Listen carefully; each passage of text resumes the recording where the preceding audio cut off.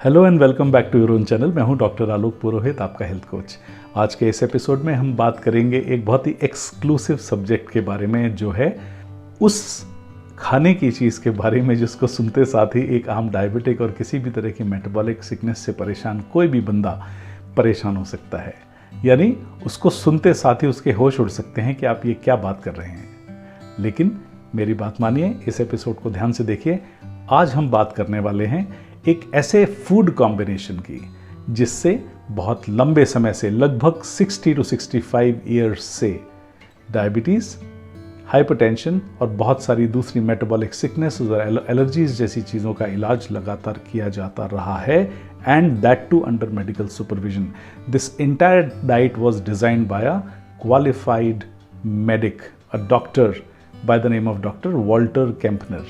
आज हम बात करेंगे डॉक्टर केम्पनर की राइस डाइट के बारे में।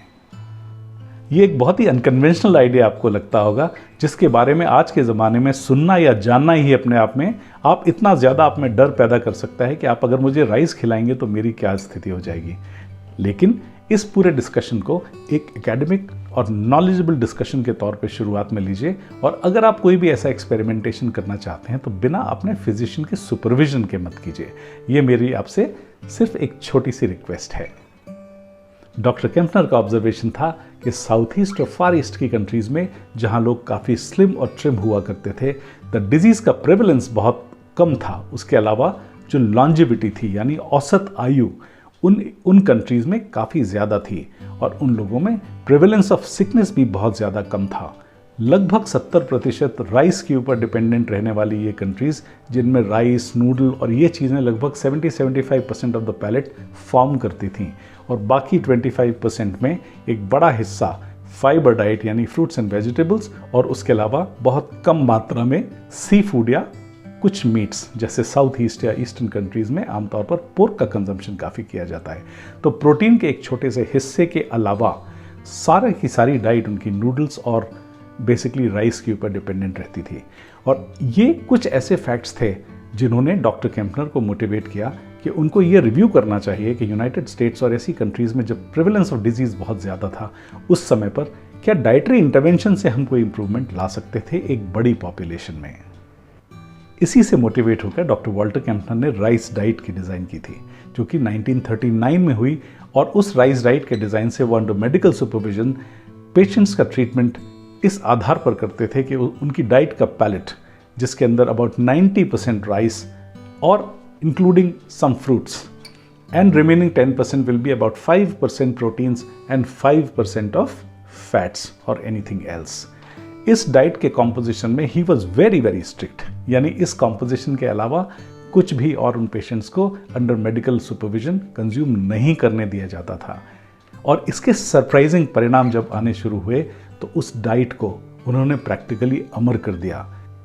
डॉक्टर वॉल्टर केम्पनर को इसी राइस डाइट ने फादर ऑफ न्यूट्रिशन के तौर पर इस्टेब्लिश किया, और उनकी डाइट पिछले लगभग 70 साल से आज भी प्रैक्टिस में है। इवन यूनाइटेड स्टेट्स में भी आज भी राइस डाइट का प्रेवलेंस बहुत ज़्यादा है।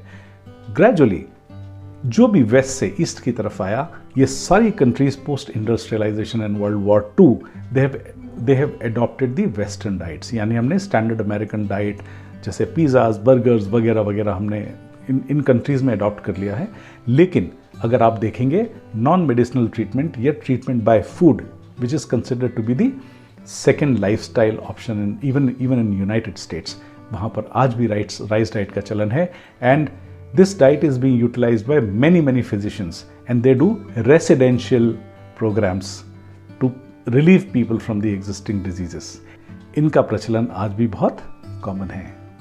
डॉक्टर वॉल्टर केम्पनर की राइस डाइट में 90% राइस, 5% प्रोटीन्स जिसमें एनिमल प्रोटीन्स शामिल नहीं हैं, 5% फैट्स, और ये पूरी की पूरी डाइट का जो पैलेट है, it use to be almost sodium free और very very low on sodium. इस पूरी डाइट के डिज़ाइन के कुछ बहुत ही शानदार परिणाम देखने मिले। इस डाइट के परिणाम बहुत ही सरप्राइजिंगली अच्छे आए, यानी लो मेटाबॉलिक लोड होने की वजह से डायबिटीज़ जैसी समस्याओं में इम्प्रूवमेंट, बहुत ड्रास्टिक इम्प्रूवमेंट देखा जाता है, और लोग ड्रग फ्री भी हो जाते हैं। दूसरा, किडनी फेलियर के जो पेशेंट्स हैं जिनके किडनीज का फिल्ट्रेशन रेट improve हुआ है over a period of time and many of those kidney patients actually tend to bounce back.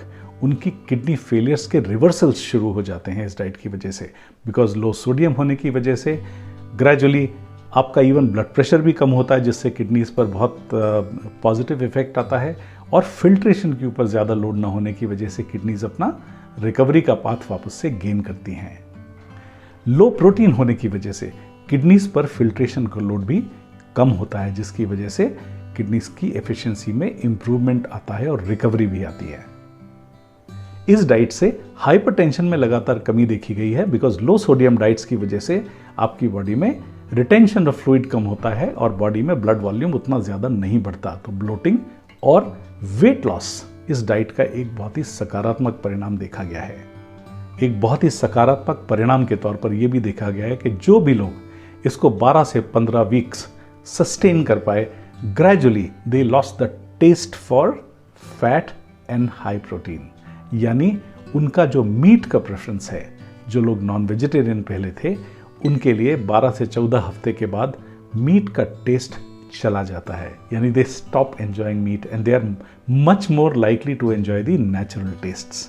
ये एक बहुत बड़ा परिणाम है, क्योंकि वो कंट्रीज जहाँ पर बहुत ज़्यादा सैचुरेटेड फैट्स एनिमल मीट्स के तौर पर खाया जाता है, उन कंट्रीज में रिकवरी के लिए, पेशेंट्स को इन डिजीजेस से बाहर आने के लिए ये एक बहुत ही सस्टेनेबल डाइट है। लो प्रोटीन होने की वजह से और मेटाबॉलिक लोड कम होने की वजह से डायबिटीज में रिवर्सल देखा गया, यानी they have dropped HbA1c of up to 3%। और जब भी ये ड्रॉप होता है तो ग्रेजुअली आपको मेडिसिन का एडजस्टमेंट इस लेवल तक करना होता है कि काफ़ी सारे पेशेंट्स, लगभग 70 to 75% patients almost drug free हो जाते हैं। इंसुलिन के कंजम्पशन में, यानी इंसुलिन की नीड में लगभग 40% रिडक्शन देखा गया है राइस डाइट की वजह से। और ये बहुत सरप्राइजिंग है, क्योंकि जब आप राइस और जूसेस की बात किसी डायबिटिक से आज के मॉडर्न कॉन्टेक्स्ट में करेंगे, तो because of the information available और because of the way we have been told कि आपकी ब्लड शुगर्स में स्पाइक लाती हैं ये चीज़ें, हम शायद इसको अविश्वसनीय ही मानते रहेंगे। और इस डाइट के बारे में, इवन इसके बारे में सोचना भी हमारे लिए एक तरह से अभिशाप है।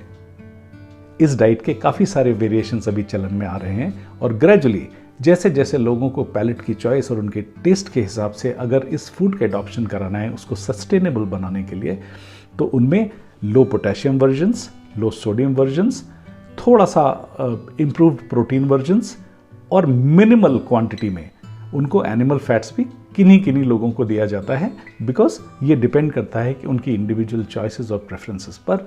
लेकिन फिर भी it is almost in negligent quantities, और अगर इसके चलते भी उनकी हेल्थ में 20, 30, 40% अगर इजाफा होता है, तो which is not bad as compare to the way जितनी ड्रग्स के ऊपर लोगों का डिपेंडेंस आज है।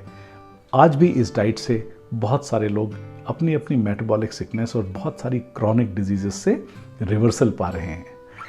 ये डिस्कशन आज का हमारा प्योरली एकेडमिक है।